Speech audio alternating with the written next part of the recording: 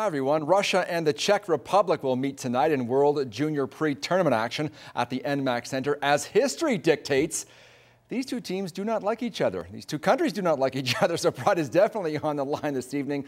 Players on both sides are still jockeying for playing time within their own teams as well. Game time is for 7 o'clock at the NMAC Center. Select tickets are still available for this one. Team Latvia is undergoing their final preparations for the World Junior Tournament. They've made Brooks their home base. The Latvians were on the ice this morning for practice ahead of tomorrow's exhibition tilt with Denmark. The game is expected to draw more than 1,500 people in Brooks.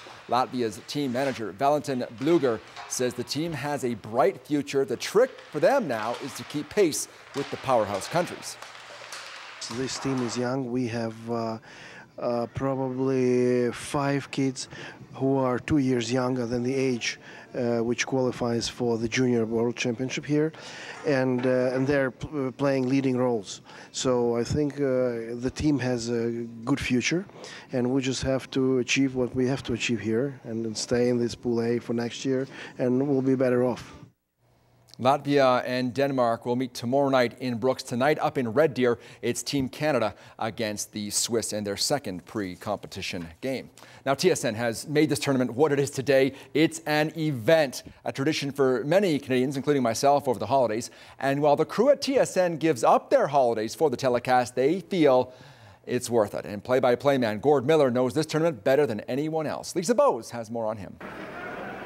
Since 2002, the play-by-play voice for the World Junior Championship on TSN has been Gord Miller, and he joins us now. So tell me, remember that first time that you did it? You were working as a host for a number of years before that, but what are some of those memories that you could tell us about? Well, the first game I did was in Hradec Králové in the Czech Republic, and Canada beat France 15-0.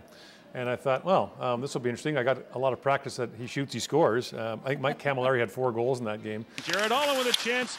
And leaves it there for Camilleri, who scores. For the tournament and for TSN, 1991 was the real breakthrough. That's when TSN did it for the first time. It was the first time that all the Canadian games had been seen. And of course, there was that famous John Slaney goal at the end that really became iconic for Canadians. I'm never surprised that Canadians have an appetite for hockey. I guess what makes this so appealing is 2 things. First of all, the window to win it for the players is very small.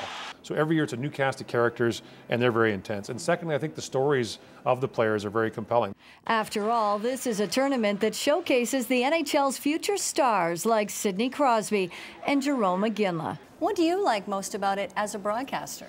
I think the energy of it. I think the fact that they're kids. And, you know, in the NHL, they're mostly like this. You know, they ride out the highs and the lows pretty well. They're pros. These kids aren't. So for them, it's just these wild swings of emotion. The World Junior Hockey Championship returns to Alberta for the first time since 1995. And that was a memorable tournament for Miller, especially the Canada-Czech game in Calgary. 21,000 people. Canada beat the Czechs 7-5, came back in the third period.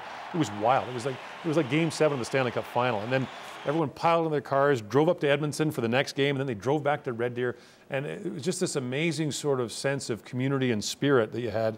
You know, as an Albertan, I loved it. And some of my friends from Ontario saw people leaning out of their car windows in 30 below weather driving up to Edmonton and thought they might be a little bit off. I'm proud of what we as a group have done. And I think that, you know, there's a simple philosophy about telling stories and introducing people to the players early on, and people would get attached to them as individuals and as players. I'm very proud of the group and what we've been able to accomplish together. It's not so much about, you know, what one person's done, but it's certainly, I'm very proud of that group. Well, thanks very much for doing this, and enjoy your time back in Alberta. There's Gord Miller, who on Boxing Day will begin his 21st broadcast with the World Junior Championship. For Gord, I'm Lisa Bose in Calgary. I remember that 95 championship very well. I was working in Red Deer at the time, and that was during the NHL lockout.